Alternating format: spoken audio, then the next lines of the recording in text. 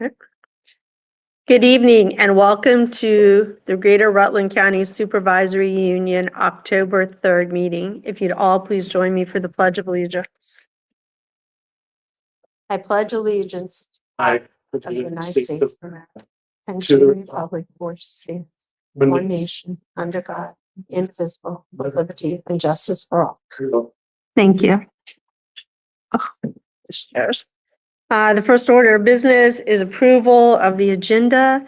And if we could remove from the agenda from old business, the pre-K discussion, as well as letter I under policies F8 pre-K admission. Make the motion with the adjustments. Any other discussion? Hearing none, all those in favor? Aye. Did you add the resolution? Oh, geez, can we go back? Can we amend that motion and add the discussion for VSBA resolutions? Adjustments. All right. Any further discussion? Hearing none, all those in favor? Aye. Motion passes unanimously. General public comment, we don't have any public here with us.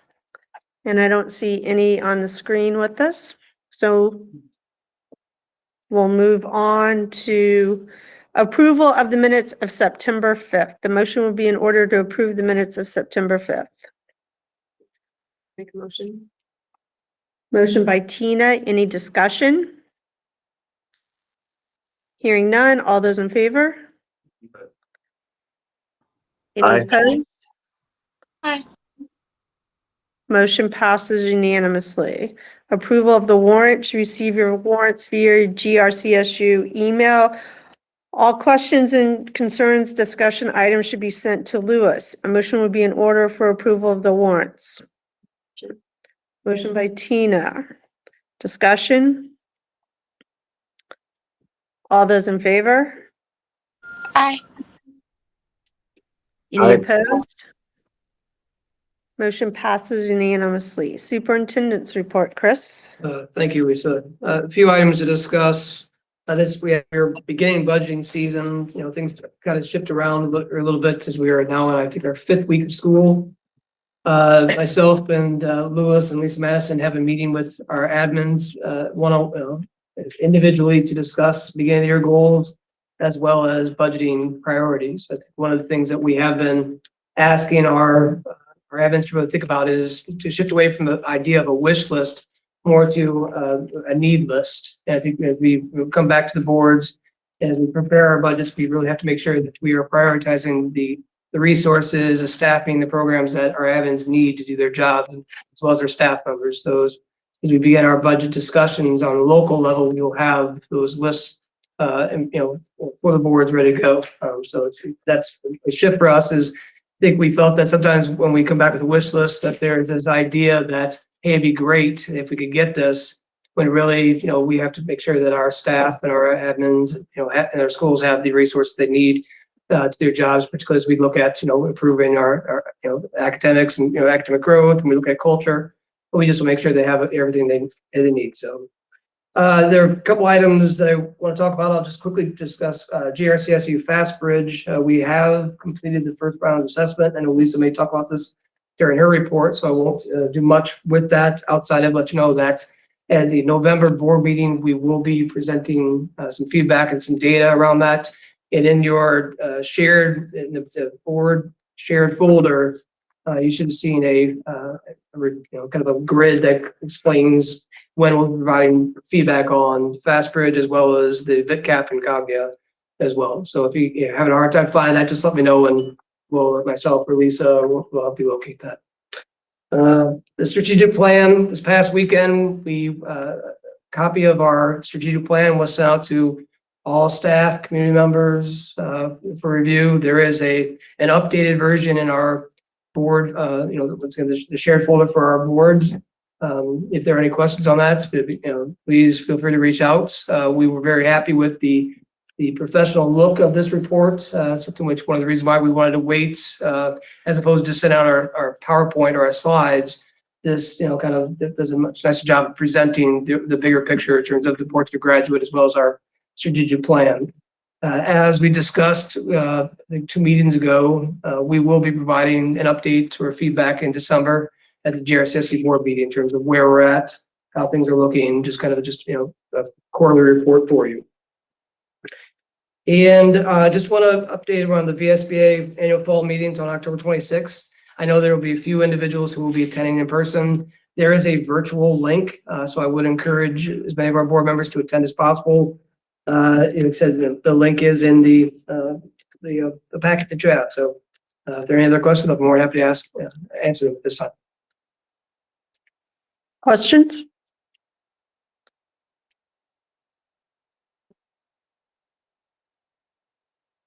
All right, hearing none, we'll move on to Lisa, Assistant.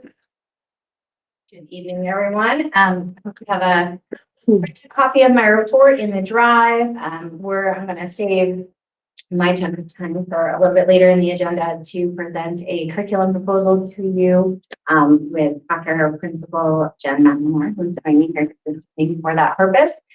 And then just a couple little updates. We're really looking forward to the in-service day this Friday. It'll be our second day with all our teachers together this year. So lots of planning and exciting things underway to get that group together. We also have been working on the Youth Live pilot, which is the phonics pilot that we're doing in all of our kindergartens, as well as Rutland Town K2 this year, and supporting the teachers in that. And just again, some great things happening there. They're really diving in both feet, making it their own, learning how to do all the pieces and parts and implement it for the students. And they collected some initial benchmark data that they're finishing turning in the next couple of days. So I'll be taking a look at that.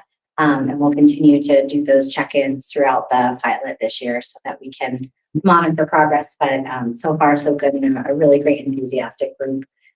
They're working on that. And Chris mentioned VitCap, and when you do go to that proposal for when you will get data reports from us this year, you will see that the VitCap data is a date TBD based on when the state releases the annual snapshot. We don't know always when they're going to do that. Sometimes it's December, sometimes it's later, sometimes it's earlier. Right now, our VitCap data is embargoed. So schools obviously, schools had access to it, and then they shut down the system for a while. And then last week they gave us access again. So they're working through it. I think, and we're just gonna have to see what happens with that. But as soon as it's available, we will work with you to schedule the time to come report on it. And we don't have a lot of information about the plans this year. There was a letter that told us that additional features of the system would be available this year. We have not heard anything since that letter, but we'll continue to keep you updated as we learn more about that implementation. If anybody has any questions, I'm happy to address them. I just wanted to make a comment. Congratulations to Proctor, both the elementary and senior high school, for being done with the school improvement plan. It's awesome. It's really Yeah, that's huge. Thank you. All right, Eric, are you at a place, Eric, where we could discuss the resolutions?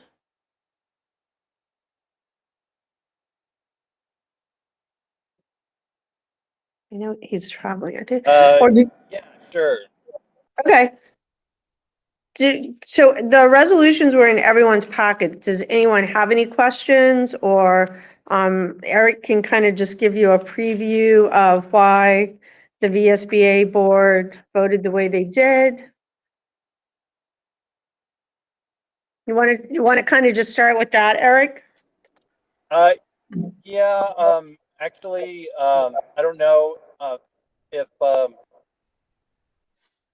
I take that back. Could you give me like 5 minutes? Sure. Sorry. Okay, that's fine. And then I'll be able to, yeah. Okay, so we'll just go on to personnel for contract recommendations. So for professional staff, we have Wells Village interventionist, 36,138, which is prorated, 156 days in a grant position. And Jessica Melvac, Wellness Center Special Ed teacher, revised step, moving from 70,233 to 71,937. Support staff, Michelle Parker, Proctor Elementary para, $16.19 an hour. Molly Ward, para, school to be determined for $17.16 an hour. Valerie McGinnis, Proctor High School, $16.19 an hour. Darlene Davis, GRCSU bus monitor, $16.19 an hour. Extracurricular, Ryan McIntyre, mentoring 2 staff members. Tyler Sherman, mentoring 1 staff member. Kira Simonetti, mentoring 1 staff member. Janelle Pease, mentoring 1 staff member. Allie Mitchell, mentoring 2 staff members. Katie Chase Oakman, mentoring 1 staff member. Stipend to be determined. Didn't we sign these contracts before? Why does it say stipend to be determined? Is that for, I think for the special educators, they have a range of hours that are acceptable for the program. So depending on how many hours they work with their mentee, depends on what their stipend ends up being. So some of these people are mentoring multiple special educators and regular staff? Typically, they're mentoring special educators if they're a special educator.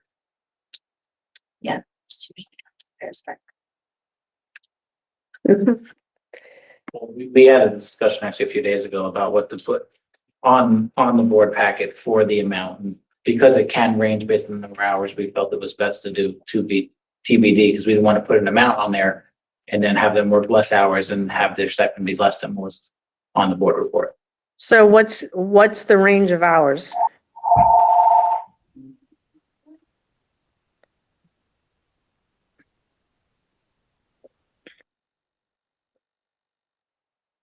She's looking for that. The salary for Jessica Mievik, who just said it was 71,937, but it's actually. Oh, 57. Sorry.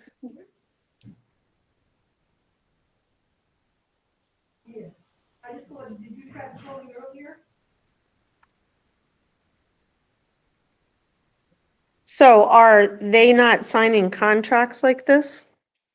They are.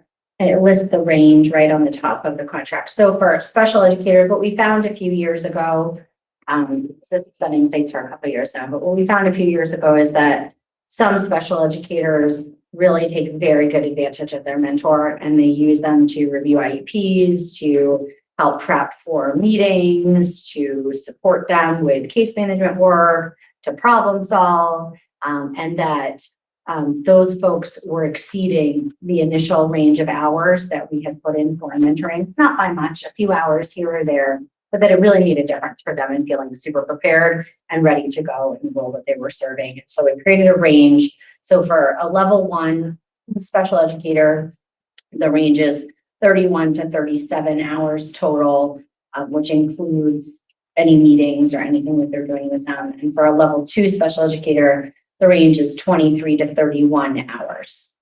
And so the stipends are based on the CBA hourly rate according to the number of hours that they work within those ranges. So these hours are what, total hours?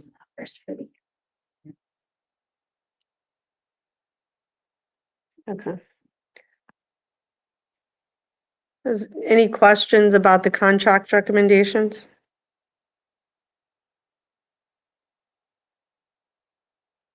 Hearing none, a motion will be in order to approve as presented. Make the motion. Discussion? I'll make that motion. Discussion? All those in favor? Aye. Aye. Any opposed? Motion passes unanimously. Resignations. Oh, Al, GRCSU Data Manager, effective 12/15/23. Megan Watkins, POE at Polteny Elementary Para, effective 9/26/23.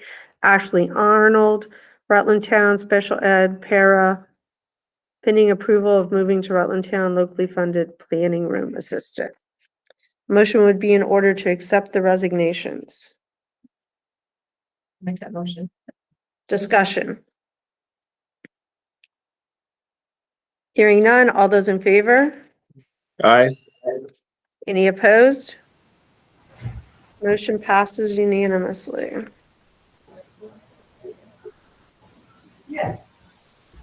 Eric, are you ready for resolutions? Who? Amanda. Oh, Amanda, sorry. I feel like I'm we're so- sorry, I wasn't quick enough when you said any questions. I noticed that there's also a resignation for Martha Camara, but she's not, her letter of resignation is there, but she's not included on the list. Was that intentionally not on the list, or should we add her now? I think it was a leave request. Yeah, it's a leave of absence. He's requesting a leave of absence. That's just for Okay, our. perfect, thank you. That's right. That's just for our information only. Correct. Correct. Approve that, yes. Black, same here, Jones or black. Okay, No, I mean, that's a leave until the end of the year. So, Eric? Yes. Oh, he's not with us anymore. Okay. All right. I feel like I'm struggling tonight. Okay, I'm not acclimated to the room yet. Okay, how about we go to, well, do you want us to take action? We don't need to take action on the leave request. yeah, you just- Yeah. Why? So go to finance, Louis. You want to handle these in any certain order Yeah, that's good. or So here it is. toughest to easiest? Yeah, so when we're at the end, we have a big pile of money we're all jumping in. All right. Okay, so we'll do budget first then. Does anybody want, I do have a couple paper copies if anybody wants. I'm good.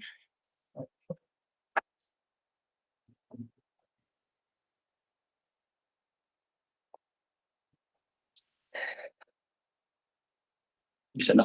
I guess, why not? As long as you made a copy.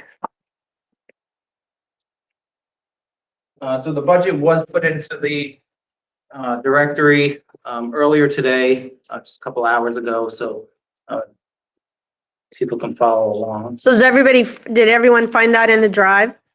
I got here. Oh, I mean, it was at 4:40. It was put in.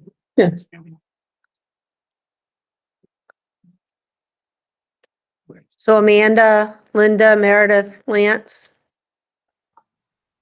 Yes, I've got it. Okay,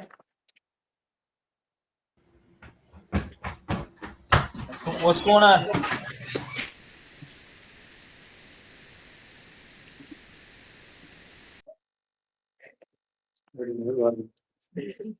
All right, so we're gonna talk about the FY '25 budget, first draft for the SU. So the SU budget has two main components. There's the general fund and then the special ed fund. So we're gonna handle the general fund first and then we'll move into special ed. So the first page, and we may jump around a little bit, and there are page numbers on the report, so you can just locate that as we go through that pertains to the section we're on. So the general fund budget right now is up by $55,927, and that is the assessment that I'm referring to, not total expense. That's approximately a 3% increase. Included in that budget is a 10% increase in health insurance. That is just an estimate at this point. We have not received any guidance from Visbit yet on what they are anticipating that to increase this year. There was some items in the news about like UVM requesting a 24% increase, and I know there was some pushback on that. So we're hoping that we are looking at a smaller increase than that. So right now, I did speak with some fellow business managers and we're thinking the 10 to 13% range is a good starting point. So that's what we have in there for right now. 10% does equal approximately $22,000 for the general fund employees. I also included a 3% increase in rent, which is a couple $1,000s. And then the last bullet point on there is just a point out that so since over the last 5 years, FY21 through FY25, the general fund assessment is up a total of $55,000, which is a cumulative total of 3%, an average of approximately 0.5% per year. So we've been very diligent at the SU to make sure that we are keeping the budget in check and with modest increases or decreases each year.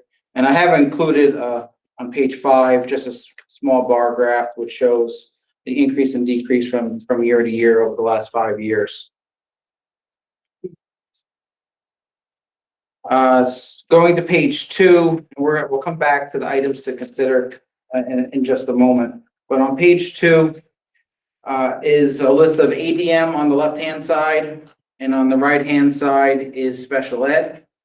So we use these metrics to divvy up and allocate the SU budget to the local boards based on 2 different factors. So the general fund gets broken up by ADM, and I've provided 3 years worth of ADM data just for your records, but we do use 1 year's worth of ADM. We use the prior year. So this year, for next year's budget, we're using last year's ADM.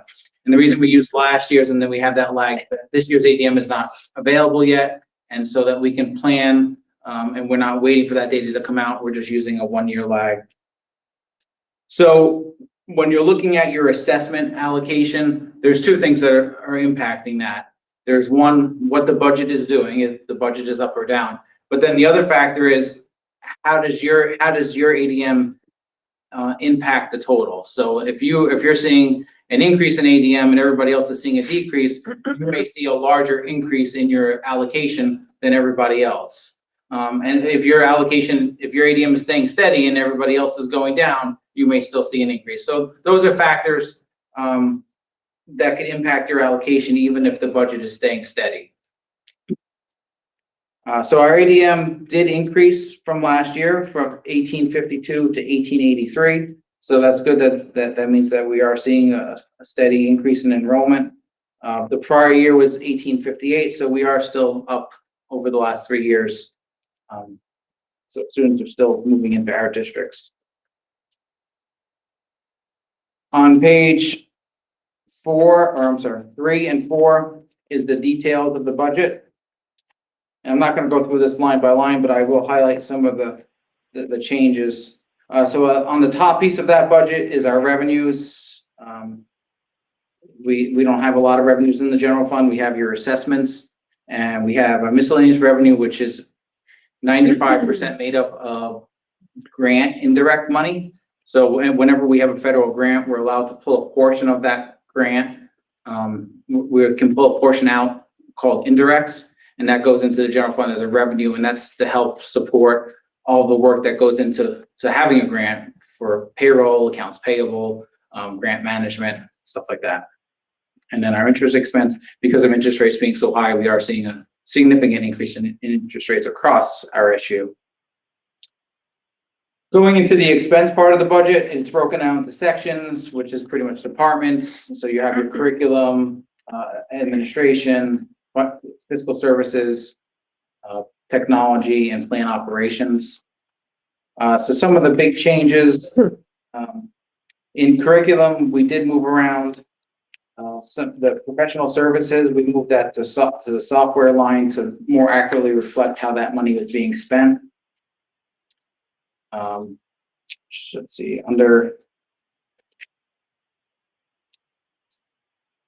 then plan operations, that's the biggest change there. Fiscal services, I did the same thing. I created a accounting software line and took that out of professional services to more accurately reflect accounting wise what was being spent or how it was being spent. And then under plan operations, we have our new building. So we have both the increase in rent, and then there's a few other new lines that are associated with this building that we didn't have before, such as utilities and fuel. So Question, Louis? So under the curriculum, you said, I'm on page 3 of 12. You said that you took out professional services and added it under the software line. yep, and we did not a 1-for-1, but so there was 80,000, we went down to 5. We hadn't been spending that whole line in the past few years. So we went down to 5, and then we moved 40,000 to curriculum software. So back in 23, we spent 51, over 51. So do you think that we're planning to spend less? I'll get to that in a minute. Yeah. So on page 4 is just our total expenditures, and then our assessment is total expenditures minus any revenue other than assessment revenue. So you take out miscellaneous revenue and interest income to get our assessment. And then below that, you can see what your assessment was last year, that it's going to be this year based on this budget in front of you, and what that variance is. And you could also see the percentage of the assessment that you're paying. So before we go back into special ed, if you go back to page 1,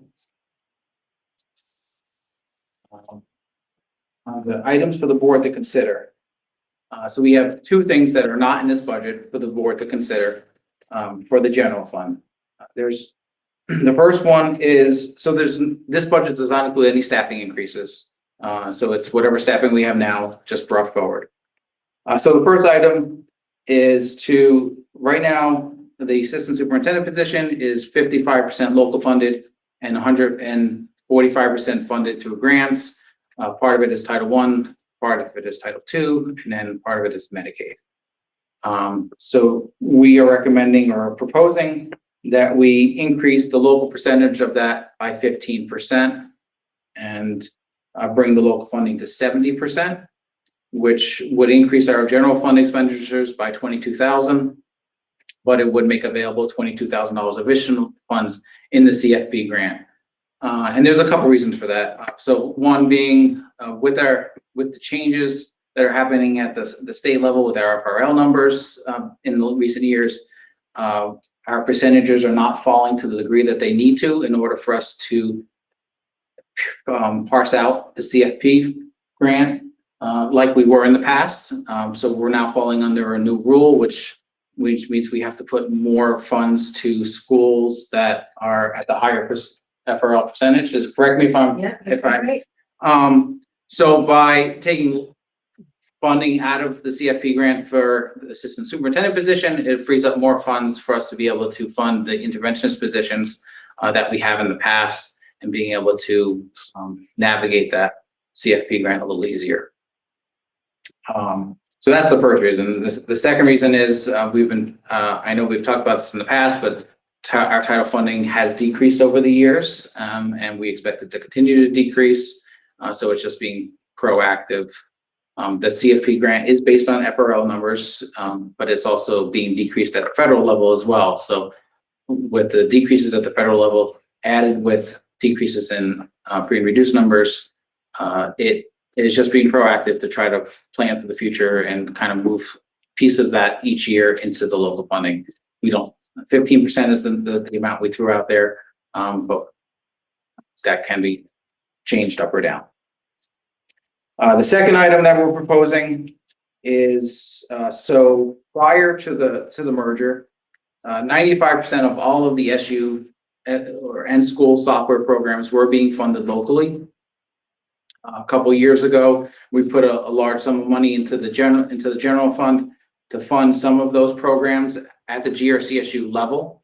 And that is a couple reasons behind that. One, it creates less administrative work to have to pay it at the SU and then bill it back, or pay it 4 different times for each of our districts.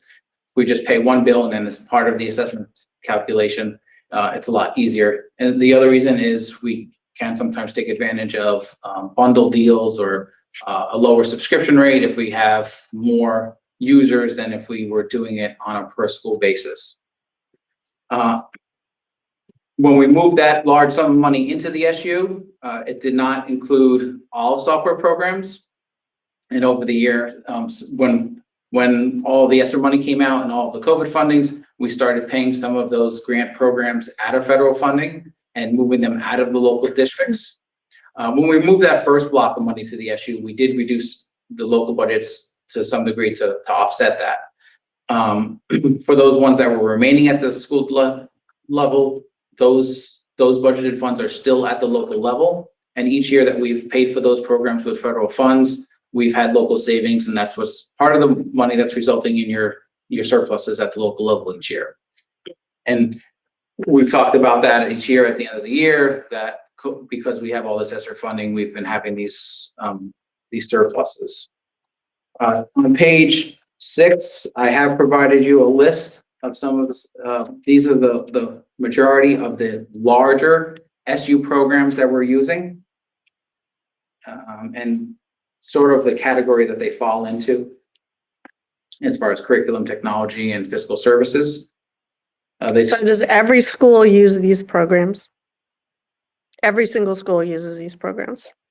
So correct me if I'm wrong, but when we first merged, the reason we dumped money in and changed was because some schools, when they merged, already had the programs in place and some schools didn't. Correct? Okay. Some of it, but we also. Yeah, I know some of this, when we first merged, some schools were using different programs. Yes. And we've worked towards streamlining that to, Okay. All right. It just this so having this at the SU little level, that's an clarification. advantage. We have more control over programs being used, and so that we don't have 3 different districts using 3 different programs. I purchased a lot of things through like Vermont consortia, like Mhm. Vital Learn and other like Vermont-based consortium pricing. And so doing a whole block of all of our student users or all of our teachers and all of our users in one particular program or another, it's so much cheaper buying them all as the GRCSU in one big block. And then we differentiate the programs locally through the Google domain or Clever or any of our other programs for management. I guess for me, the biggest question is, it's fine to be talking about this here, but without looking at what my local budgets are gonna look like and talking about moving bigger chunks to the local every year, like I'm not gonna be comfortable seeing like a 5% increase at the local level. And I just think about smaller districts, how it might impact them. So, and I mean, I hope you're not looking for a decision this evening, because that's part of the problem with the SU budget. We want to make changes and move it to the local budget, but we don't see the local budget till later to really understand what the full impact is. And then our hands are slightly tied about what we can do at the local level, because we've already obligated funds So for the this, SU.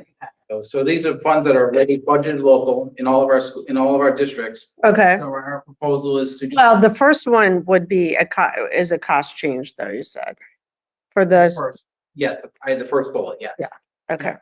But for the second item, this is just a shift, it's sort of similar to the shift we did a few years ago. It's taking funds from, in the local budget, it's moving funds from, you say, your software line or your dues and fees line and moving that to your assessment line. That's the change at the local level. At the SU level, we're now going to be paying these, so we need to increase your SU budget and we're increasing the assessment to offset it. But the net cost to the district should be 0.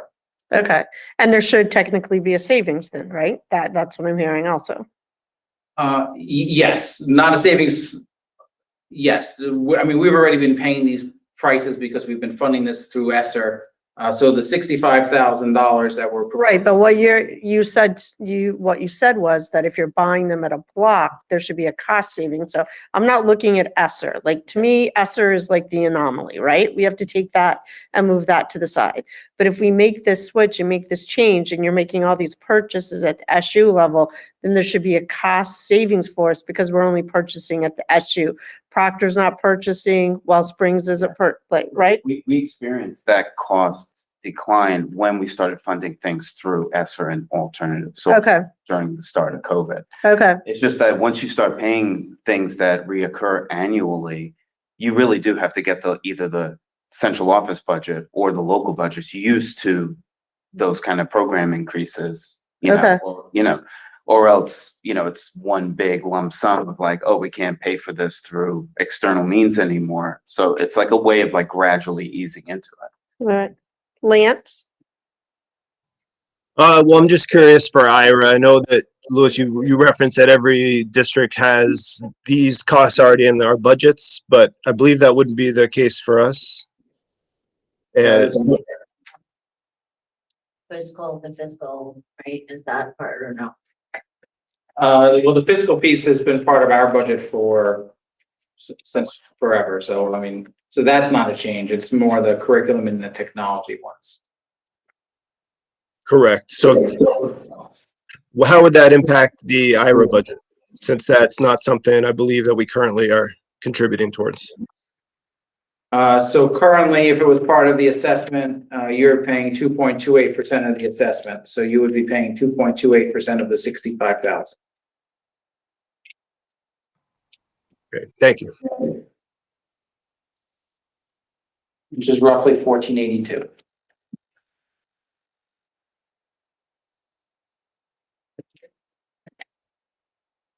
Does anybody else have any questions? Yes. That or generally? Well, just about the budget. Anything on the general? Yeah. Yeah, I have two. Let's see if I can find real quick. On the tuition reimbursement, we've gone from 460 to 2,000. That'd be on page 3 under total revenue. Fifth line. So 460, what was spent last year, 2,000 is what was budgeted last year. Okay. So the budget has remained constant. Okay. It was just not fully utilized. And so that's just, I'd like to point that out as well. And it's not just the SU budget, but all of our budgets. I mean, a budget is just an estimate. I mean, I think we do a pretty good job of being diligent about not spending what we don't need to spend. And that's the proof in that is the surpluses that we have every year. So, I mean, we scrutinize all of the expenses that come across my desk or that come across any of the administrators. It's just to be cautious to make sure. So, I mean, someone can take up to 3 credits and those are, or 6 credits. And there's a cost associated. We don't budget 100% of that liability. But we do, typically for the tuition reimbursement, we budget about 50% of that liability. And I was going to notice the same thing under travel is that there's an expense and then there's a budget amount, just showing that it looks like there's budgeting is good, but there is fiscal responsibility in that. Coming back to the first page though, when you talked about let's see, the 10% increase in health insurance. If that were to go to 15%, what do you think that would be? Somewhere around 32 to 35? It's 22,000 for the 10%, so it would be about 33,000. 33,000. Yeah, okay. And hopefully we'll have more information about that by the next meeting, but really at the mercy of Elizabeth on that. Well, some of the stuff is absolutely not under your control. I think it's reasonable budgeting for just in those 2 cases where you've made it available in case it's necessary, but we haven't really needed to use it. So that's showing good responsibility. So did you answer why the amount of the curriculum software on 3 was less than what we spent in 2023? I'm sorry if I missed. I know that you are bringing all the curriculum under that. So in the past, the Infinite Campus was actually being coded to the curriculum line, which is $51,000. And we are, if you look at page 6, I've moved that to technology because that's more of an infrastructure cost. So it's just a change, it's just a change shifting of code. money, but it's just a change of allocation as to where it goes. It's just more accurate. It doesn't actually deliver curriculum. It's just permanent records, grading, Yeah. attendance, emergency notifications, things like that. So where did it go? Back here. So is that part of the budget now, this page that's different than the rest? It's not in the budget yet. Not the- Oh, it's not in the budget yet? No. Then what is the 40,000 in the budget? So the 40 and the 7, the 40, the 5,000 on the professional services, the 40 on the curriculum software, and the 7 under technology software is sort of those accumulated or what we were using in the past, in the prior year's budget.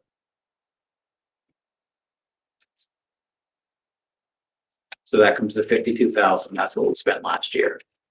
So shifting things around and based on the proposal to add another 65,000 would cover us 100% of what's on here on page 6.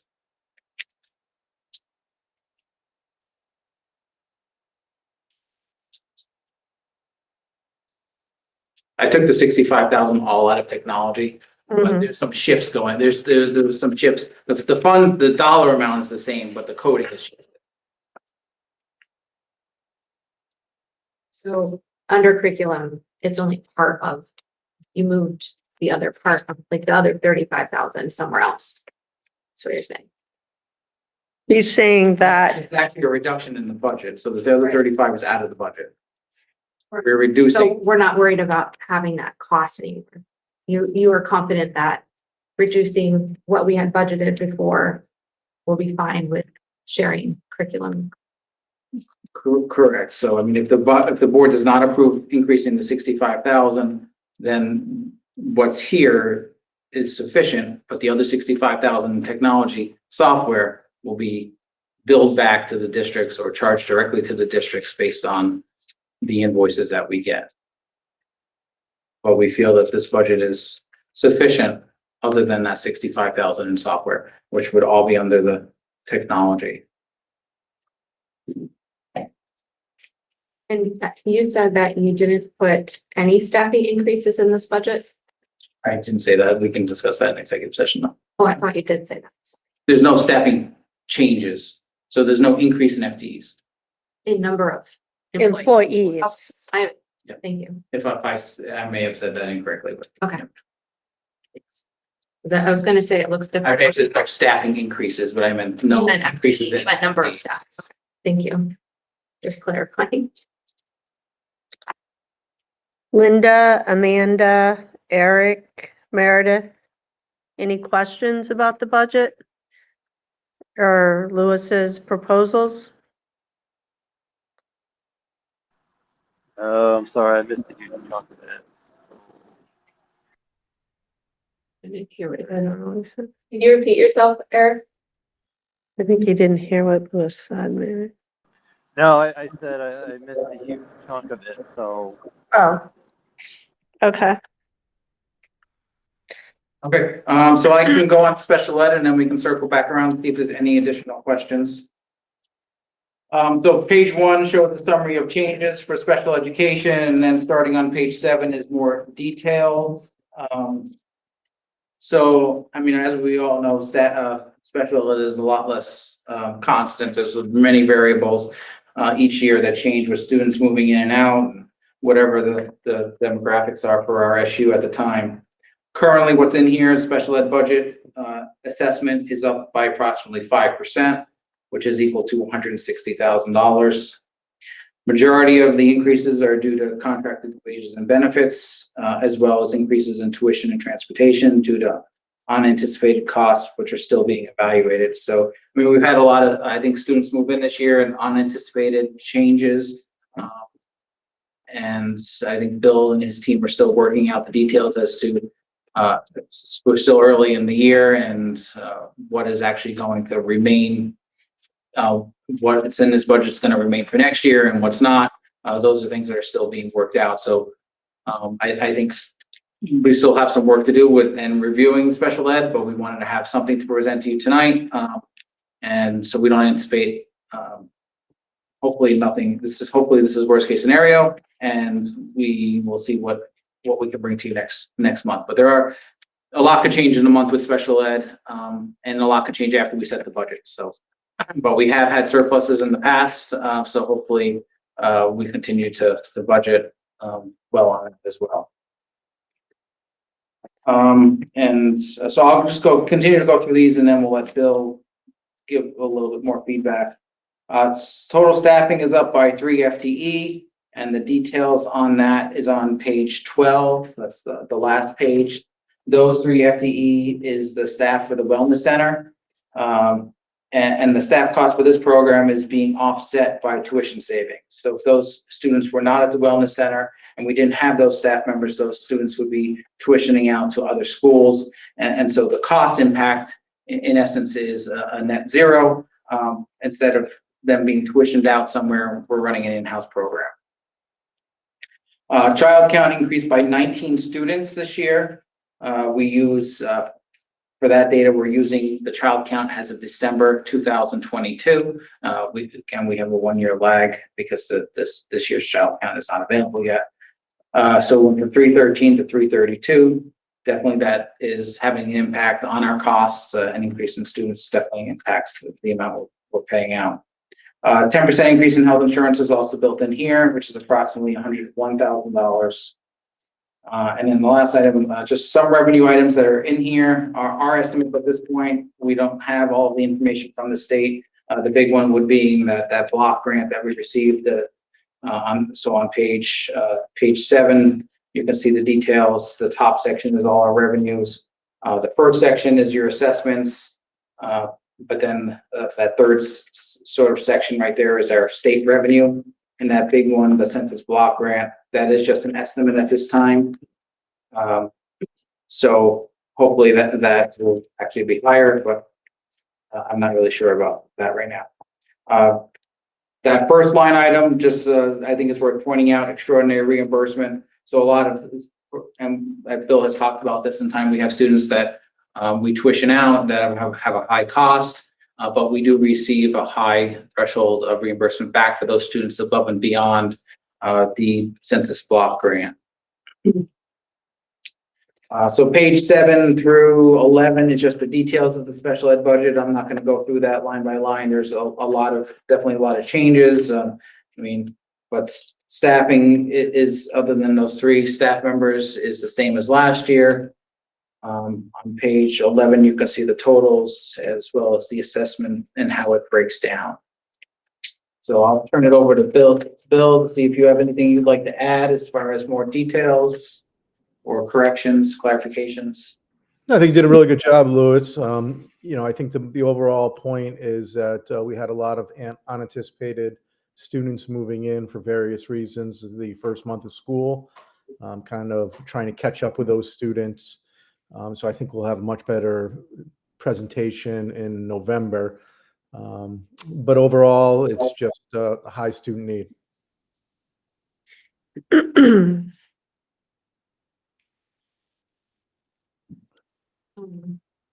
Let me ask the question about.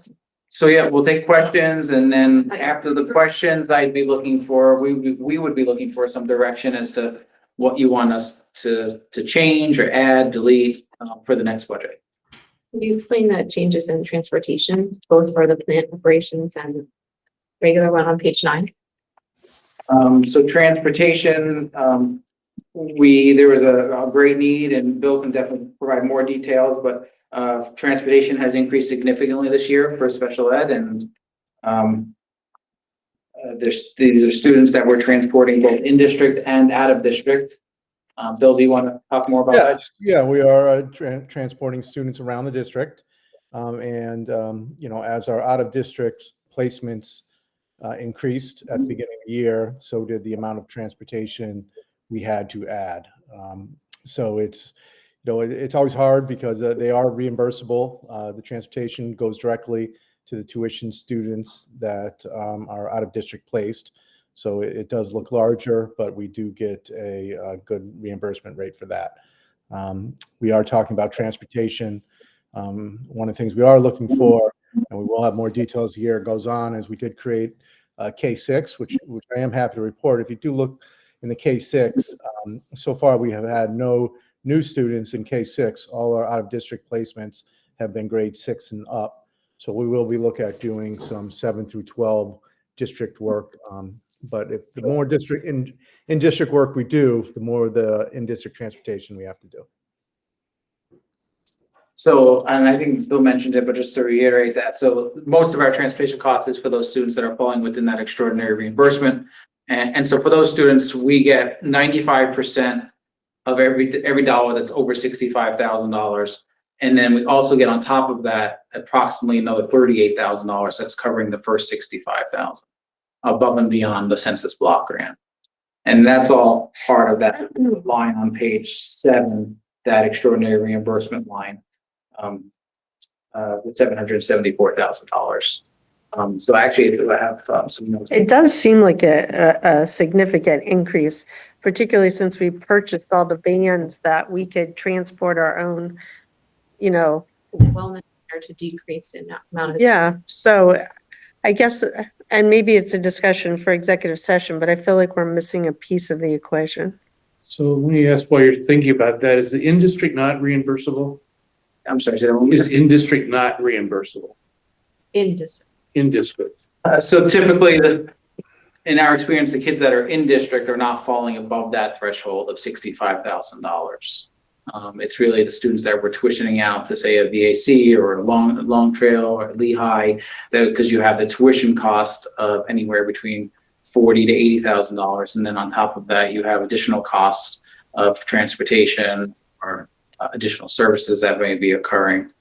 But as far as the previous question about transportation, so I mean, the vans are being used mostly for students that are within our schools and transporting them to programs within our schools. From, like, say, we have Rutland Town students that are going to West Rutland, or we have special ed students that are going to, say, programs in the communities. But we're not using the vans to transport students that we may be, if we have, say, a Polton student going to VAC, we're not transporting that student with our vans. At this time, we don't have both the staffing capacity or the van capacity to take on those transportations. Is that accurate, Bill? That is accurate. Also, that I was remiss to say that in the past, Lehigh did transportation. Over the summer, Lehigh lost, or actually late spring, Lehigh lost their transportation. So that added all our Lehigh students for us to transport that we did not in the past. And that's generally tends to be a little more expensive, because if we're transporting to Rutland, from the surrounding towns, it's a little less, but trying to get out to Polteny, we're being charged a little bit more.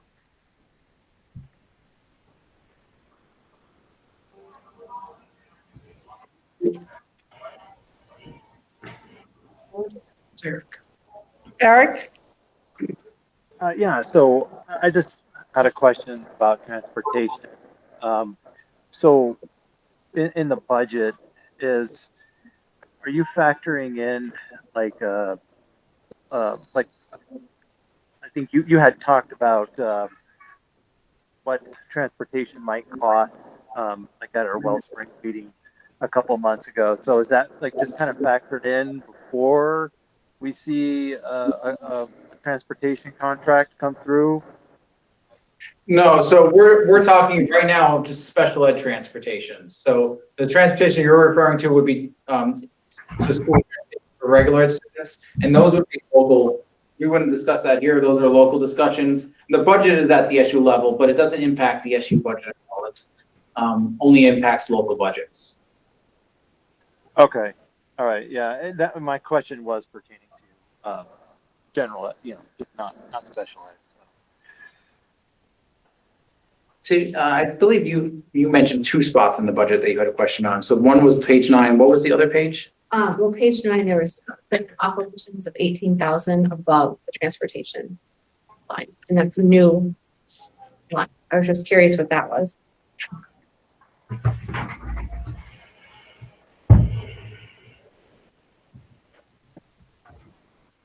What line is that? So I got that. So actually, I copied a line. So that is the rent for the wellness center. So that is plan operations, but I had just copied the code and I neglected to change it. But that is the wellness center. The rent there is $24,000. We're currently covering that through ESSER, and ESSER goes through September 30th. So I figured we would pay the first 3 months out of ESSER funds, and then the remaining 9 months would be in the special ed budget. But I will correct that for the next. And then in executive session, possibly, if that would be better, the difference in the IA wages for triple E versus regular SE. So that would be page 7. Yes, 7. Under SE teacher or SE IA wages, and then page 10, EEE IA wages, the second. I was just curious why they're so different.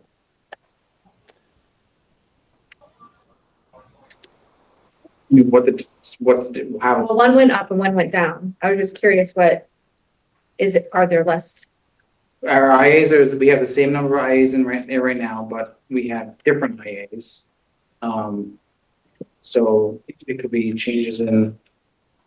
So if you actually look at what our actual was, even the 1,077 or 1,077,000 is more than our actuals. So I mean, we just don't anticipate going higher, even if. Not at this time. Okay. And then we estimate we're estimating that we're going to use the same IAs next year that we have in place today. And IAs is one of our most, I mean, we're still looking for some, right? we are, and those are the ones that we see the most turnover in those positions. So, and then for triple E, the same thing, it went up quite a bit compared to what the actual was for 23. So that was just based on need, probably. I mean, we try to budget the best we can, but we had some children that we didn't realize would need parasport that came in to our triple E, so we just had to reallocate paras down there. So if you're looking at line 2 on page 10, you're looking at the IA wages that you're referring to? Yeah, so I think so. In last year, we had this is one getting late. We're at now, I think we have 4 or 5. It's just it's no budget impact, but I mean, I had this discussion with Bill today. It's like, how many do you want to put in pre-K?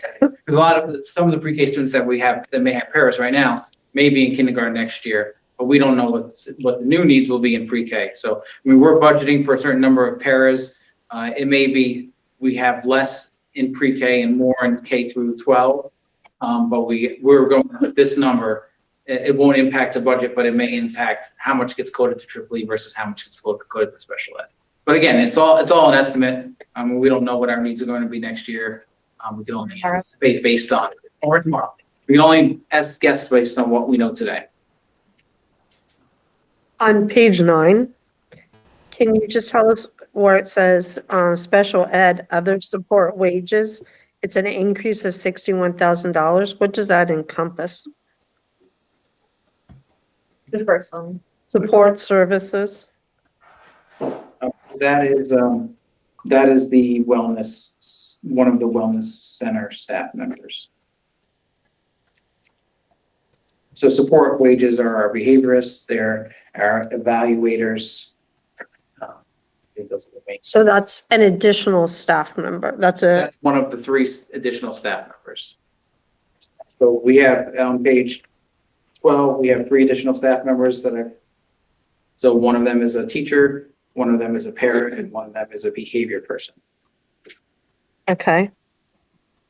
And so I guess on that same page, on page 9, where it says administrative wages in the $108,000 increase, is one of them in that also? No, that is, we have one staff member who's currently being funded out of ESSER funds. That will be moving to the special ed budget. And can you tell us who that is? It's one of the new, what are we calling them? It's the LEA. It's Coordinators. It's the coordinator, one of the coordinator positions. Do you want the actual name, the person's name? No. It's one of the coordinator positions. Okay. So, last year we had an assistant director and we eliminated that and moved to 2 coordinators or LEAs. So it's one of those. One we're funding currently in special ed and one is funded through ESSER. Okay. With the intent that would be moving to special ed. Okay. What BSTRS OPEB stands for. So it's VSTRS, so that is the teacher's retirement system. And so if you have a teacher that's funded out of the general fund, the state pays for the teacher's retirement. The teacher pays their portion, but the state pays the remaining amount. Probably about 5 or 6 years ago, they made the change that the state didn't want to pay their portion anymore for teachers that are funded through federal dollars. So any teachers we have funded through the IDB grant, we have to pay that through the IDB grant, and it's roughly 25% of their salary that we're paying in. So, and I believe everyone here has been through the budget cycle before, but I'll just go over it again as far as special ed. So we budget in the budget lines the gross special ed costs, but when you look at the actuals, you might see a lot of zeros under the actual columns on this budget. Where we have budgets for FY23 and FY24. And the reason behind that is because if you look at one of the revenue items, we have approximately $700,000 in grant revenue through the IDB grant. And like I said, we budget at gross, which includes all costs, whether it's funded through state funds, federal funds, or local funds. But when the actuals hit, if we're funding them through IDB, they're not hitting in the actual column. So for those teachers that are funded through the IDB grant, we are paying that additional 25% for VSTRS, but that is not showing up in the actual column because it's hitting the federal grant. Thank you.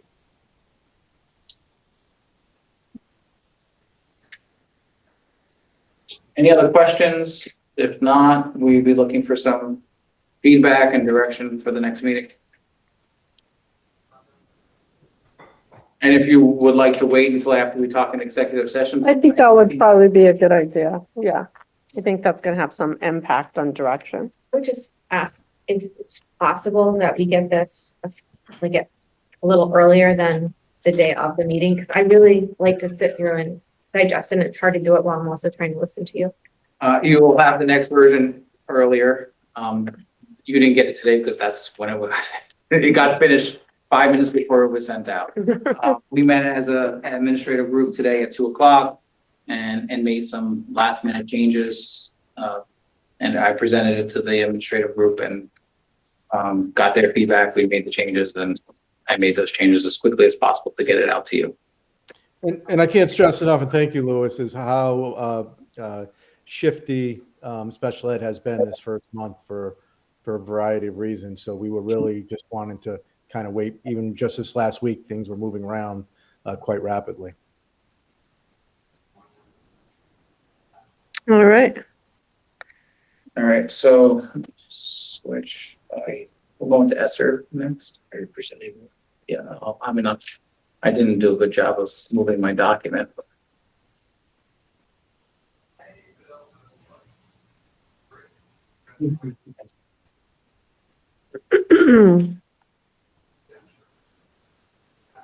So also included in the packet was an ESSER update.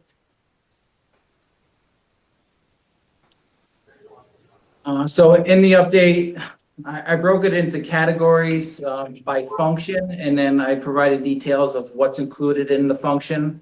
Not a lot of details, but definitely will take questions if anyone has them. Some of these things that you might see under the details were things that we had in the original grant, but that we took out, but I did leave them in there so that you kind of have some sense as to what we were planned to fund with them. So then I included what we budgeted per function, and then what our total expenses to date. So we just started spending ESSER 3 this year, July 1st. Up until that point, we were using ESSER. Wait, no. Let me see here. Actually. No, I'm sorry. We started using ESSER 3 last year. So that includes last year and this year. And then I have what our forecast is of what we plan to spend based on the current amendments that are in the grant, what's remaining unspent. And when I say remaining unspent is it's not really unspent because even the forecast has been spent, but it's unallocated based on our current amendments. As an administrative group, we've talked a little bit of additional amendments that need to go in to cover some of the initiatives that we've already are planning. So some of the unspent money is already accounted for, but it has not been put into the grant yet. So just to go through this by function, so instruction, which has funded several different of those positions. Many of the ideas that we've had and positions that we've put in there, we have not been able to fill, or we filled them, and we plan to fill them for 3 years, but they've either have left or have shifted to different positions. And every time that happens, we end up with money unspent. And so we've had to make a lot of changes. And that's one of the main reasons why we have so much unspent at this point, is because we've had to do many amendments. I think I'm on amendment, I've finished amendment 7. So our next amendment would be number 8. So every time our plans change, we have to fill and do a new amendment with the state. And so we usually wait till we have 3 or 4 different changes, but every time we have a position that we decide we're not going to fill, or somebody resigns and it's not, is it worth to fill it for half a year or a year? We've taken money from those initiatives, different initiatives. So for instruction, so we have $743,000 in that function. Currently, we have $118,000 that's not going to be spent, which could be reallocated. Health supplies, we had 21,000, which is all spent. Support, which is SEL, behavior, the summer after school coordinator. We have $117,000 budgeted, and we plan to have that money all spent. Again, we've shifted that many times because we have not been able to fill some of those positions. Curriculum, we have $115,000 budgeted, and that should be all spent. PD, this is one area where we have money that needs to be reallocated. We have $310,000 budgeted.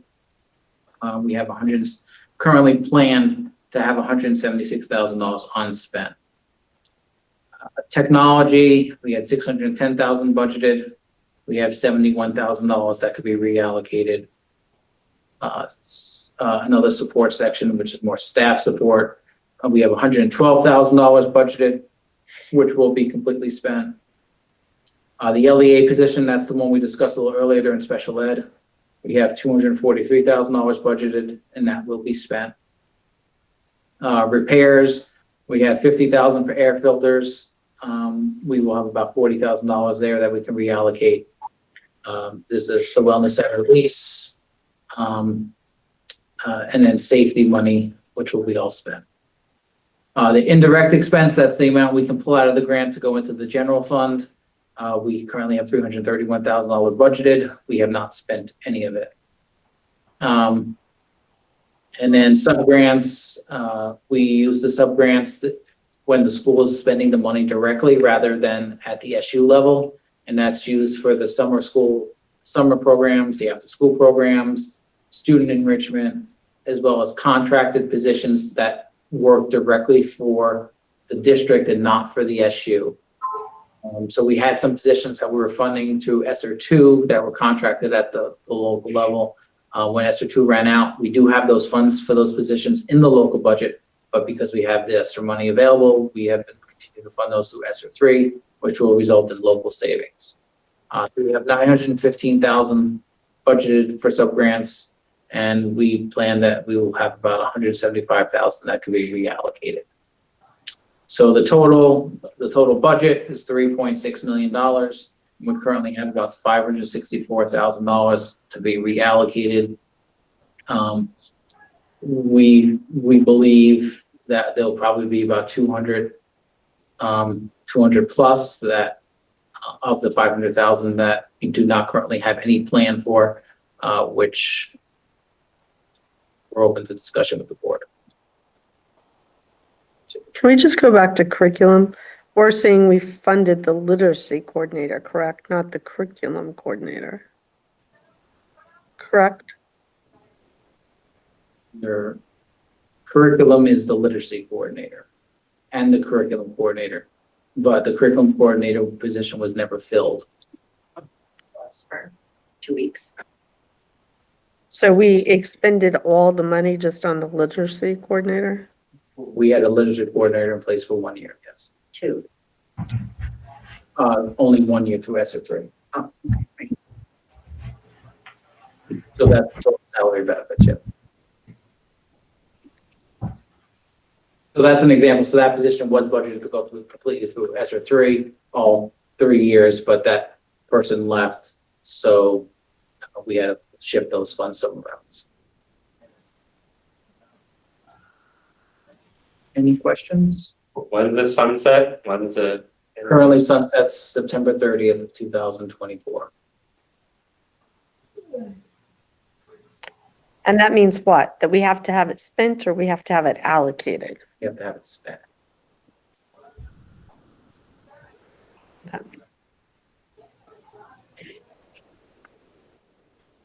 Anyone have any questions?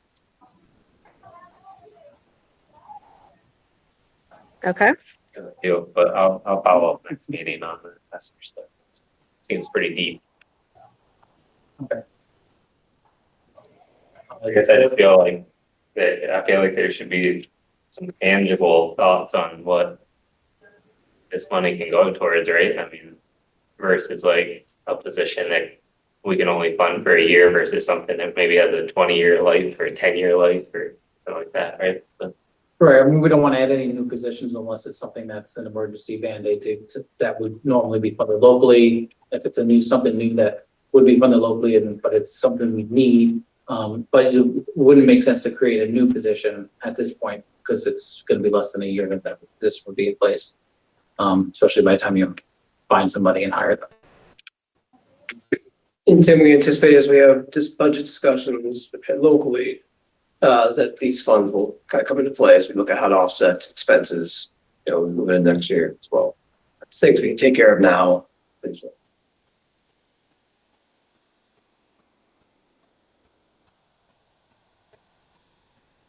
okay.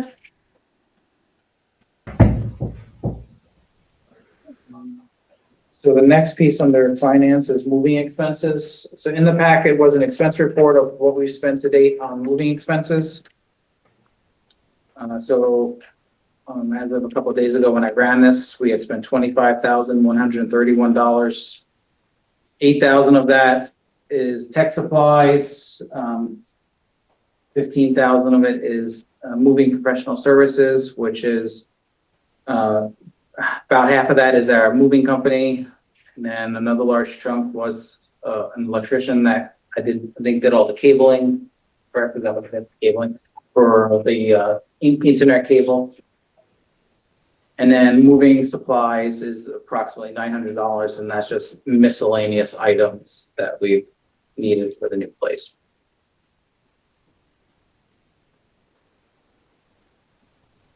Any questions about the moving expenses?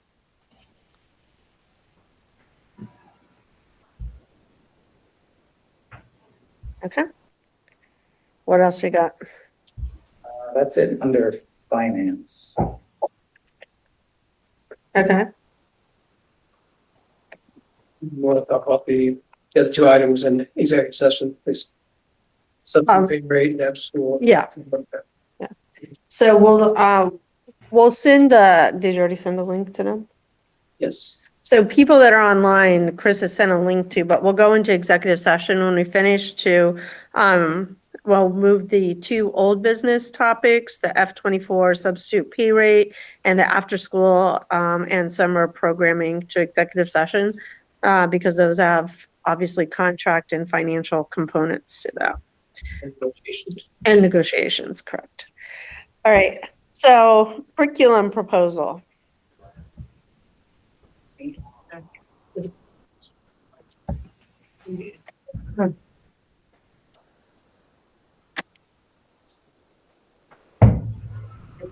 Drive.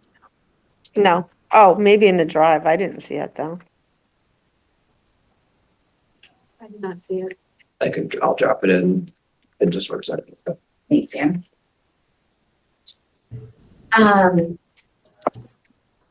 Okay, curriculum, right? Budget curriculum. We go before Lewis next time. Everybody's in a good mood, right? Oh, no, money talk. Well, if you're looking for a way to, Thank you. if you're looking for a way to spend some money from ESSER, we have some ideas. So as I think most of you have been on the board long enough to know, but we've recently completed what we consider kind of like phase one of our curriculum work. We have priority indicators in every grade level. We have documents that support teachers in developing effective learning targets and assessing for those indicators. They're all live.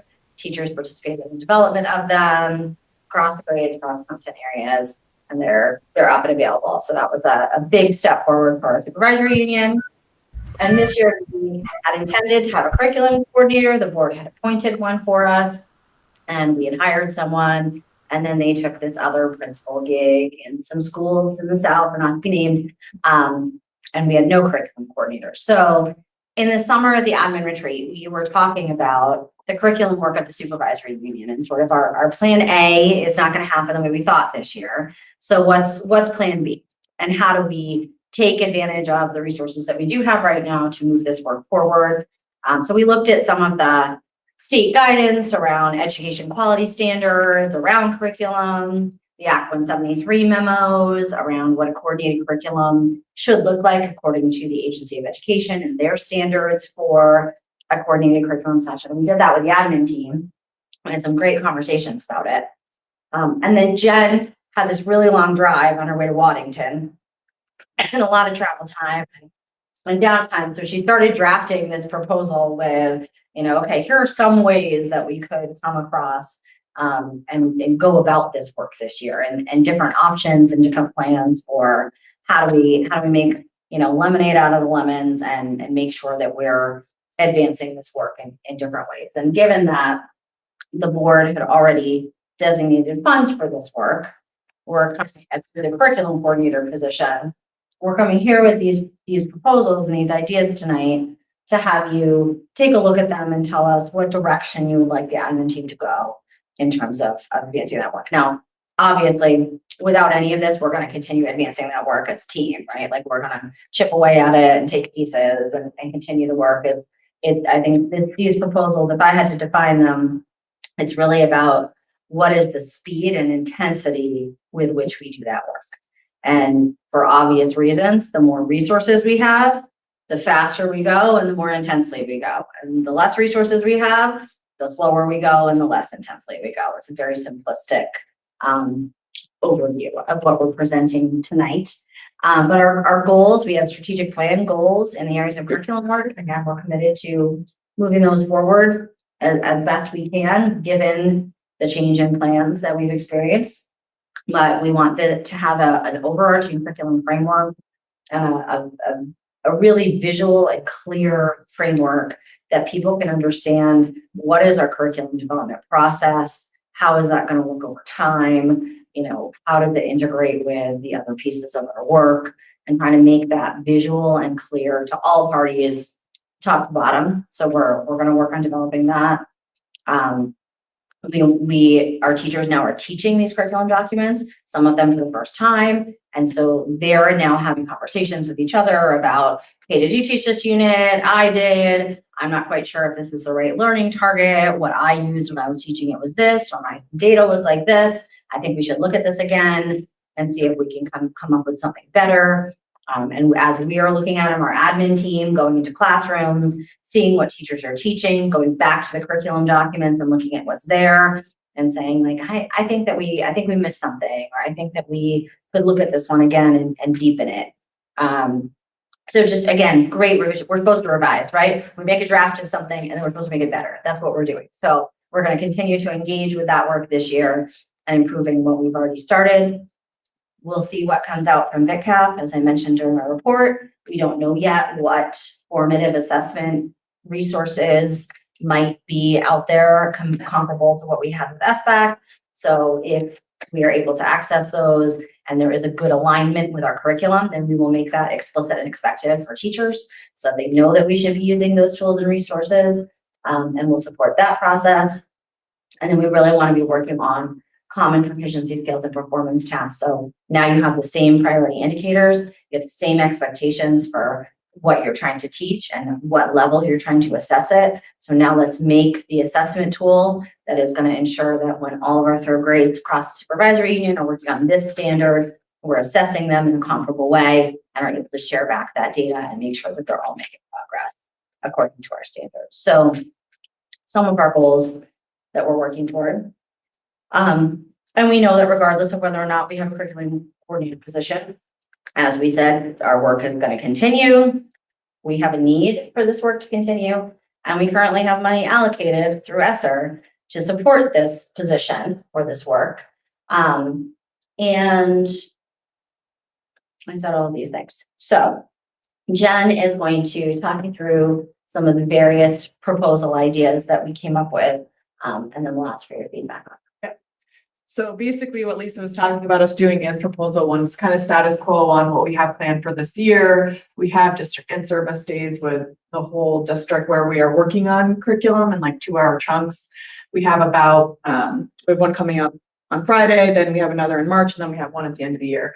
And so this is just saying that's the time that we're going to do this. Admin can do it at their discretion in their building, but we will have all those things kind of all set up for people. And then the next sort of tier up for this, or like a little bit more, would be the next proposal, which is, oh, excuse me, thank you. There are pros and cons to both of those options. You want to go through those? Yeah, sorry. Yeah, I think about that. So basically, if we did this, it's not going to cost any additional money for this to happen. It's already all set out. Principals in their buildings can decide, like, I know that this is needed in my building and I'm going to use this time. It's sort of a less strategic way to go about curriculum work. It will definitely take longer. We might start experiencing some of the things where, like, we have little one-offs happening because teachers get really engaged with a certain thing, and then it's harder to kind of get all those people back on the same page. And then the quality of those programs sort of is embedded by the whole administrative team. So those are the pros and cons of that. The second proposal is, just like we had done about 2 years ago, we have another curriculum team come together. We use after school time. We do this during the school year. It could have a little bit of summer work at the end of this summer as well. And then we provide stipends for those PLC leaders, which is sort of in line with the strategic plan of growing leaders from within. And then we have everything, plus we do a little bit more review. It kind of goes before a committee process of, like, is this something we're going to do, which is part of the curriculum process, that it should have a vetting to it after it's done. And that's just sort of a step up from what we had done before. And then it's a more focused work group. This moves a little bit quicker. Obviously, there's going to be costs associated with this work, and that not all teachers are involved and knowledgeable about it. So we are doing, when I say these things, we always are going to do one. We would add 2 and 1 together. So we have teachers during district in-service days. Now we're adding another layer of vetting of that work and looking it over. There are some things that are already out there, and we need to maybe have some quality control on those things as far as teachers decided this. Now we need to be looking those over in alignment with some of the other resources that are available out there. And then the third proposal is to create a task force led by an administrator. That administrator would be me. And I'm sort of doing this work outside of my school hours. My proctor will always come first. But some of this work needs someone that maybe has a little bit more expertise in the area of curriculum, has a little bit more focus on looking over these documents. And we would also be paying teachers to do this work outside of the contract and hopefully make greater progress in this work. So when the admin team had got together this summer, we kind of said, like, what's our pie in the sky goal for this? And we would hopefully, I want to, under promise and over deliver to you guys, but we would kind of get closer to that pie in the sky goal of what the admin team had talked about. And we did talk about all 3 of these with all of the admin in the district, and they agree that this is probably the best focus for us to try to get all this done within this year, while we have some resources to devote to it. And there are some pros and cons of that, obviously. It would be additional responsibilities for me. It would cost more money. But then I do think it would get us to a point where districts of this size are typically at, with curriculum, it's always going to be a process. We're always going to be reviewing it. One of my previous districts, they're currently going through a process again where they're reviewing curriculum. And so it's not a one-stop shop. We are going to have to do this, but once we have a stronger foundation and things have been vetted clearly, it will be just, it'll be able to be done in a better way going forward. Thank you, Jen. Questions, comments? I guess one question, do you want this responsibility? Yeah, so I should have said going forward, no one asked me to come up with this proposal. I haven't been easy for a long time. Yeah, It's not car by yourself. I think that we need it. I was super excited that the board had decided on having this position because I think that we need the work to be done. A lot of things that I do as a building admin are contingent on us all deciding on, math programs and making some decisions on the standards we're going to teach. And so I think if all of those things are kind of set out, it will actually make building admin's jobs easier in a sense because it's already articulated and vetted.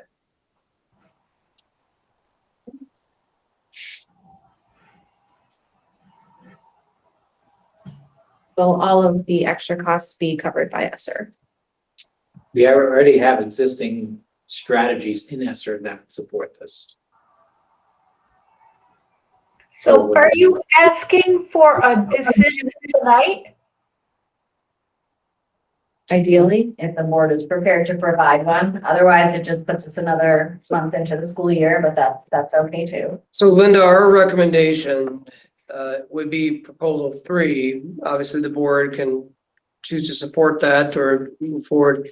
I know that there will be some frustration around curriculum, but this is something that needs to get done. I know that as we look at strategic plan, and there are a lot of foundational pieces, and for many reasons, this has not been completed, and we have to get this done. I think, I know I had a long conversation with Jen about this when she spoke to me about this proposal, and I think it was a similar reaction to what Tina had said, and like, do you really want this? But I think that, someone who has a passion for curriculum sees the need for this. But this will not just be on the shoulders of just Jen and Lisa. I think, that the admin will be responsible for this because I think as an admin team, every administrator, myself included, has a curricular aspect to it. We have to, really embrace curricular leadership and have a better understanding. But having worked in many different districts over my 30 plus years, I think one of the things that has been frustrating is that we do not have that foundational piece of curriculum yet here, where if we have new teachers, we're looking to recruit and hire new teachers, that when they walk in, we should have a strong, curricular documents in place for them that provide that foundational framework for us to move forward with. And as Jen had said, and Lisa had said about the curricular cycle, it is an important work that each year we engage in this, but we need to have this skeletal framework that runs across our SU that allows us to, better align our resources. We look at, programs, look at staffing. So, we just talked about, said, we have money that we're trying to figure out how to spend. And if this allows us to, at this time, by June or July of, next year, to have this done, have this foundational piece, I think it's money well spent. I think our staff will benefit, our students will benefit, our communities will benefit, but it's something which we have to do. And I think we have to be aggressive. But I did assure Jen and Lisa that this is something that's not going to just say, well, good luck and just let us know where we're at, that we all have to work on this as well together. So. Okay. And so you're advocating for the third, number 3. I think, Linda, that we have the funding for this. We have the willingness, we have willing participants. And we needed this done a year or 2 ago, and we can't keep on delaying this any further. I think so I think if we have a plan that will get us to this point, so as we're sitting next year, we have an SU curricular framework in place that our students and our staff will benefit from. I think it's something which we need to have done. How are, You all feel, but I am a great supporter of curriculum. And I mean, I've been a teacher before where it was very loosey-goosey. And that was it was difficult to deal with it. So I'm in favor of going with, if we haven't had it and we need it, I think we should do it. But that's my opinion. How does everybody else feel? how will you select teachers and how many teachers are we looking at selecting? We haven't gotten into the exact specifics of that yet, just sort of pending which direction we go and what it is exactly that we're able to support. But, our last, we have K to 12, all content areas. So what we try to not have is we try to not have one teacher representing and doing all the work for an entire discipline or an entire grade level. Because then you only have one person's perspective on that work. And it really is beneficial to have teams that are working together. And sometimes they can be grade spans, like you could have a K2 team working on social studies frameworks together, with at least one teacher from each grade level. We like to, in our other curriculum groups, we tried to have a cross section across the GRCSU schools, that all our schools are represented as best we can, and really trying to make it an inclusive process so that no one feels like it's something that's being forced on them from people who don't work with them closely. But if we, But isn't that the essence of the admin oversight? We've already kind of done this work, right? We've done this we've paid teachers, we tried with PLCs, we tried during the summer, we were doing curriculum mapping, we're doing this, we're doing that. So we should have some level of framework, right? Because we just said that teachers are teaching to it, correct? So it's not like we're starting from scratch. So it sounds to me like that the essence of this work is really looking at what teachers have put forward and having those with a higher level of expertise maybe scrutinize that a bit more. Because while it's great that as a teacher, you're saying, this is what I want to teach, there's also a standard to teach you. There's also the proficiency to teach to. There's also having that consistency across whatever, if I'm teaching English 1 or whatever. So I don't want to get, I guess, lost in the weeds with worrying about the teachers. I want to see it raised to a higher level with more admin oversight, with making those decisions and saying like, yeah, this is great. You have these things. But when we look at data and we look at test scores and we look at what students are taking and we're looking where students are going, this is what we need to be teaching. And so to me, that comes more at that level, higher level. So two slightly different pieces.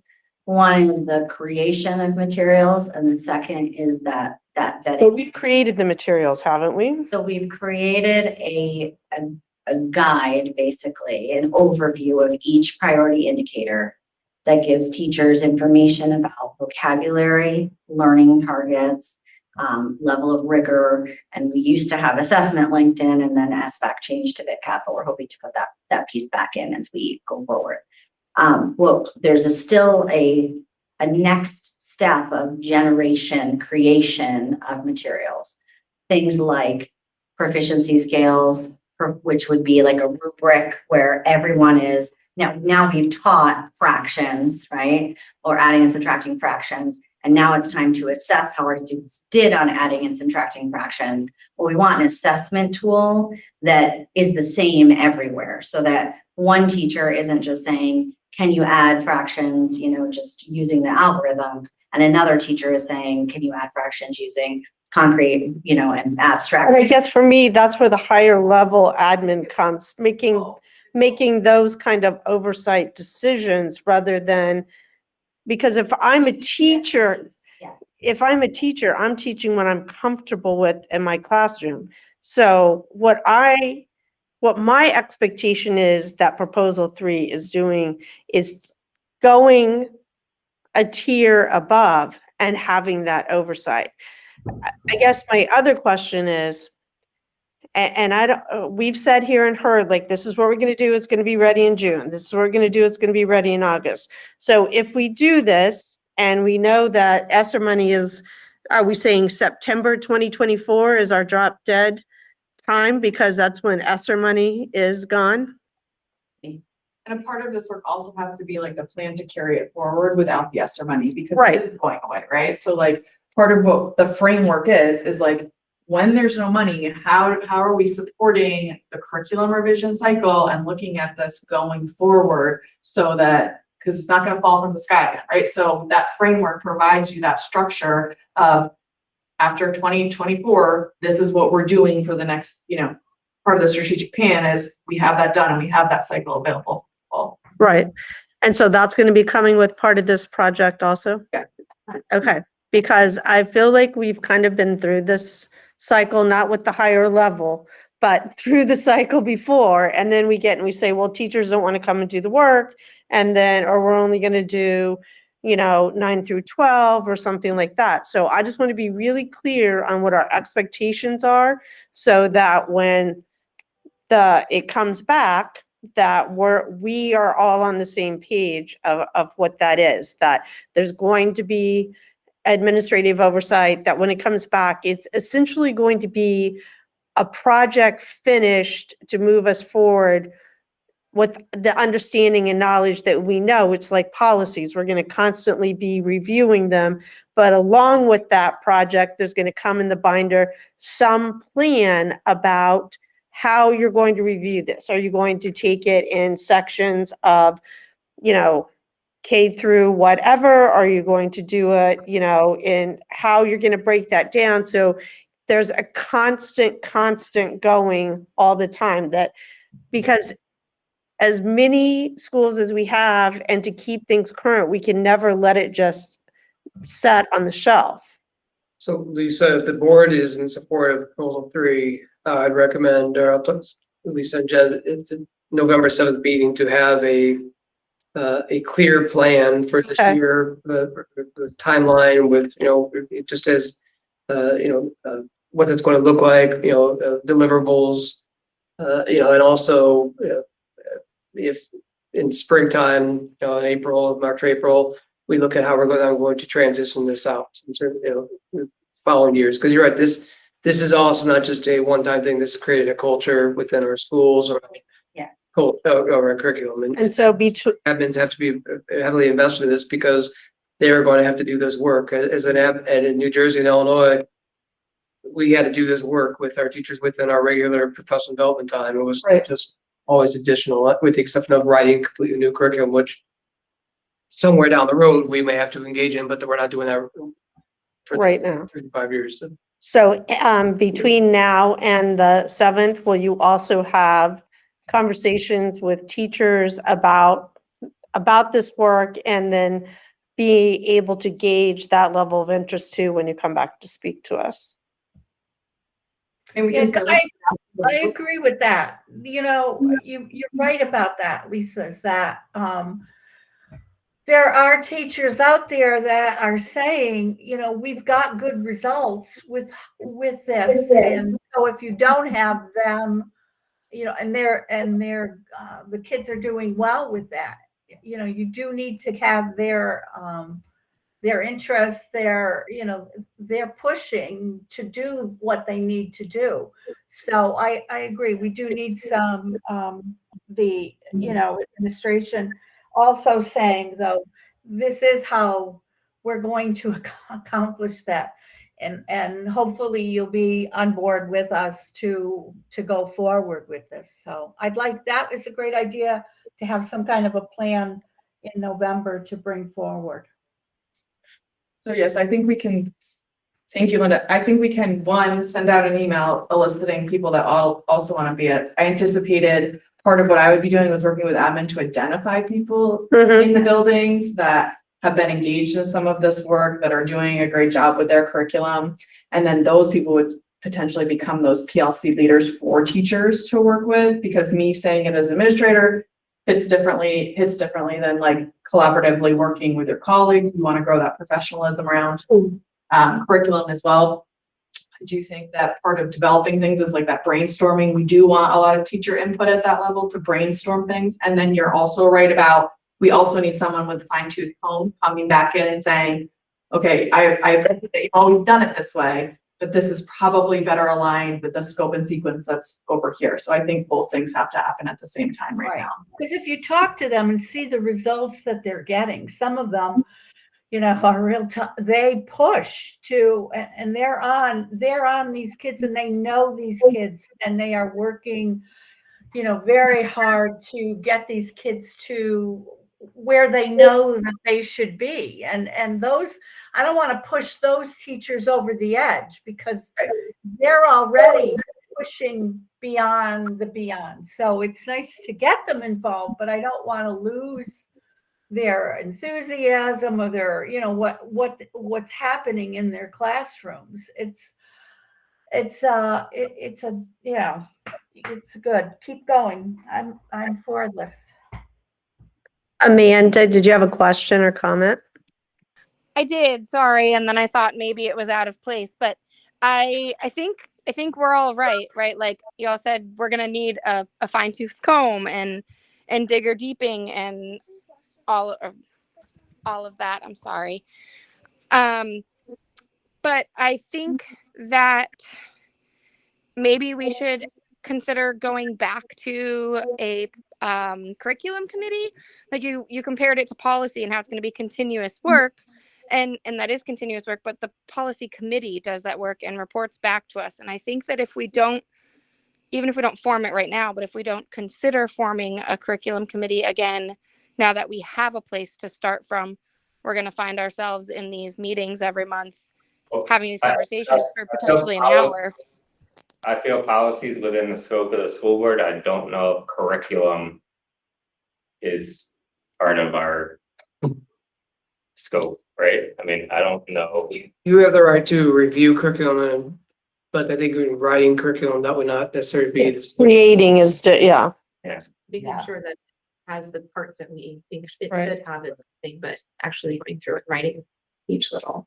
So would everyone be in agreement that we can move this forward to the November meeting and Lisa and Jen will come back with a more defined proposal with benchmarks and expectations, other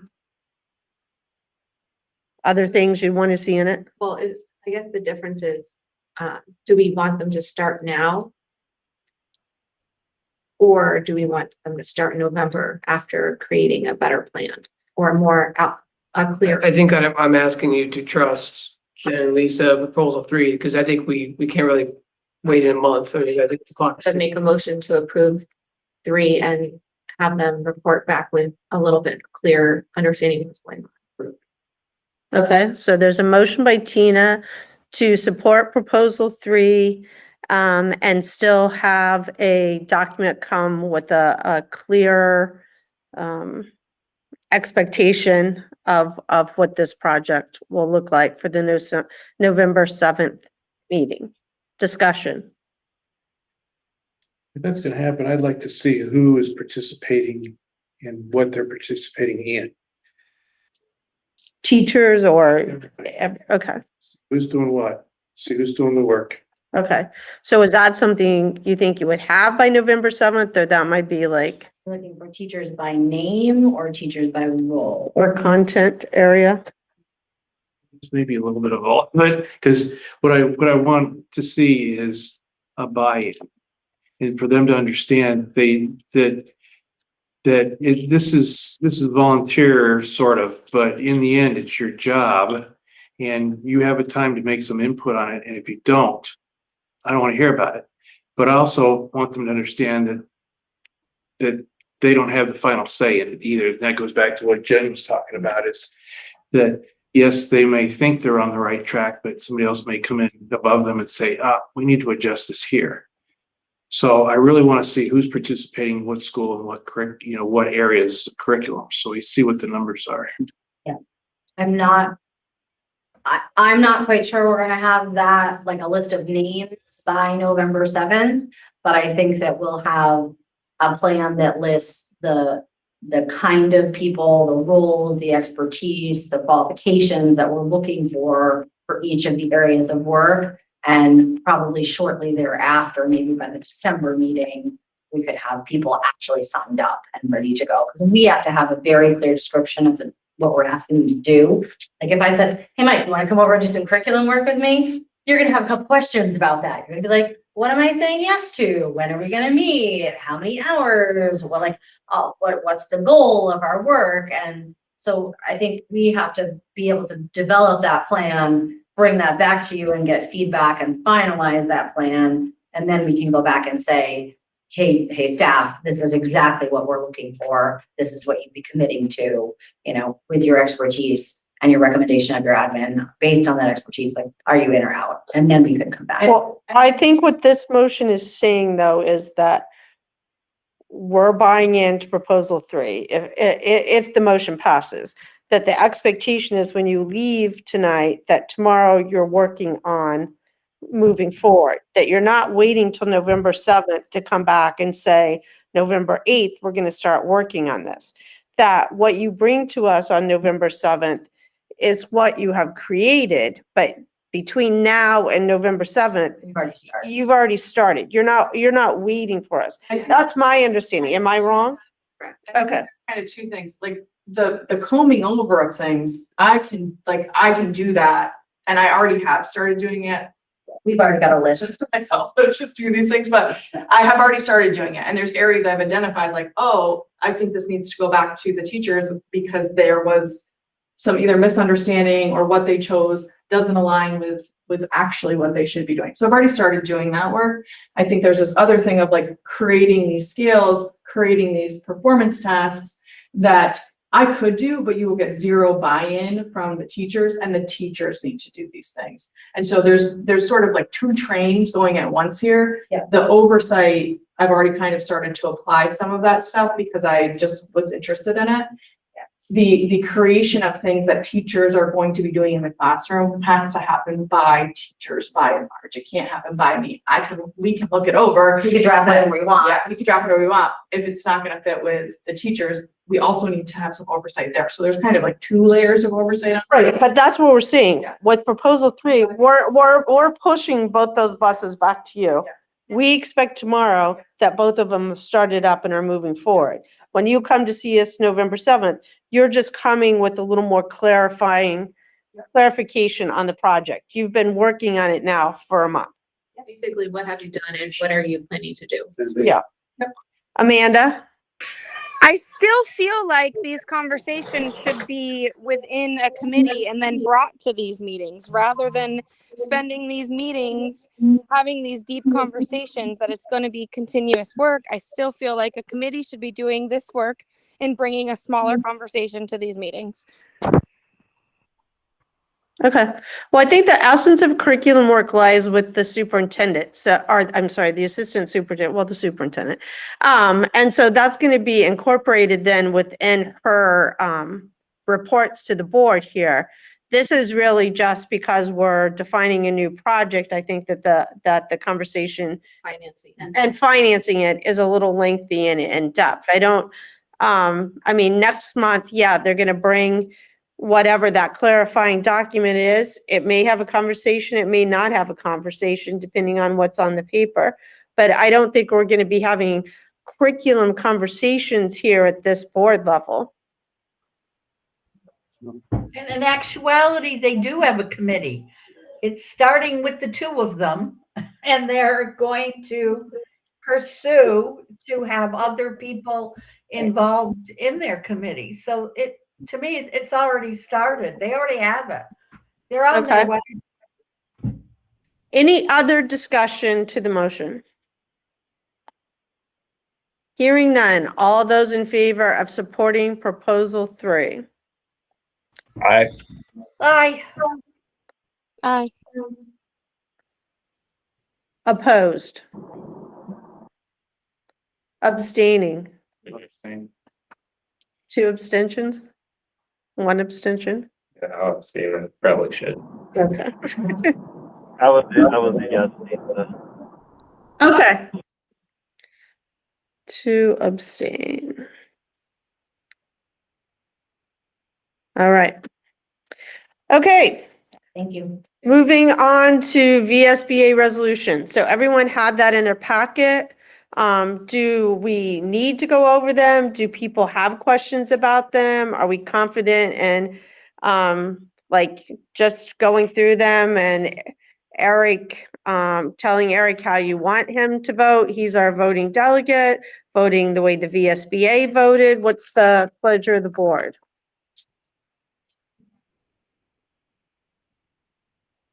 Well, I went through all of them. I think that, Eric, do you feel that, the motion, that you're happy with them? Did you want more, or did you disagree with some of the resolutions and would have rather, or are you pretty good with what everyone decided? That's a very good question, because with these particular resolutions, when I read through them initially, I was thinking to myself, well, that sounds good. But then, listening to like the VSBA's resolution webinar, there's a little bit more to it.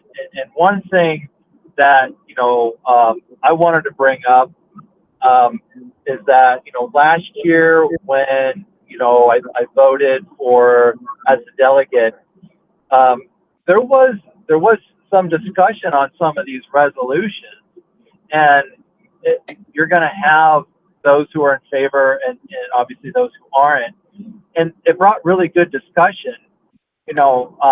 However, I voted, strictly how the GRCSU board, when we discussed it last year, wanted.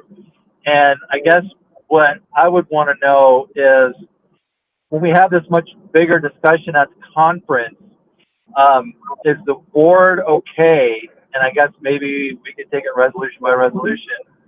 Are they okay with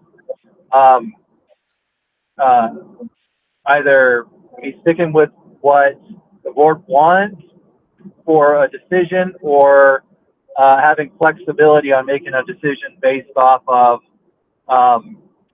what the conversation brings? Because I've got more questions on some of these resolutions than good answers, really. So I can Go say ahead. that I'm happy to give you flexibility, Eric. I believe that you're going to vote and have comments and conversation that would best benefit the GRCSU. Yes. And I agree with that wholeheartedly. I think you've done, just by being a part of this, you've taken the time to read through them. I mean, we've all read through them, but you're right. There are times when you're there that these things get discussed, and I think we have to leave it in your hands. That's my opinion. I think that there's a trust between us and you, and I think you'll do what you think is best, as Lisa said, for GRCSU. Okay, I appreciate it. Is by consensus of the board, is everyone okay with Eric? I agree with that. Okay. All right, there you go, Eric. You get to shoulder the burden of the VSBA resolution. All right. Moving on to policies. A1, role and adoption of school board policies. These are second read policies. E12, flag display. F11, English learners. F25, Section 504 and ADA grievance protocol for students and staff. F27, communicable disease mitigation measures for students and staff. G12, proficiency-based graduation requirements. G14, class size policy. A motion would be in order to approve the second reads. So moved. By Mike. Discussion? Hearing none. All those in favor? Aye. Any opposed? Motion passes unanimously. First reads D4, visitors, volunteers, and work study students. F13, harassment, hazing, and bullying prevention of students. F23, GRCSU equity policy. G9, responsible computer network internet use. A motion would be in order to accept the first reads and move on. Motion by Tina, discussion? Hearing none. All those in favor? Aye. Aye. Any opposed? Motion passes unanimously. We're now at our second public comment. We still have no public here with us, and I don't see that any public has joined us. So we will move on to, the next meeting date is November 7th, obviously here. And we do require an executive session. So it is 7:57. So a motion to move into executive session for contract personnel negotiations would be in order at 7, we'll say 8 o'clock. Motion by Mike. All those in favor? Or discussion? All those in favor? Aye. Aye. All right, so that'll give everyone online an opportunity to leave this link and you should have a new link, all right?